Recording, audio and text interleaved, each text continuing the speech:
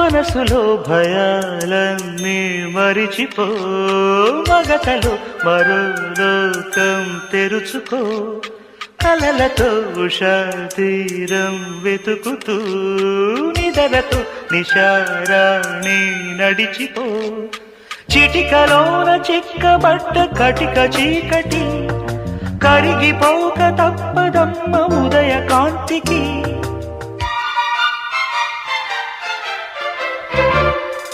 జామురాతిరి జాబిలమ్మ జోల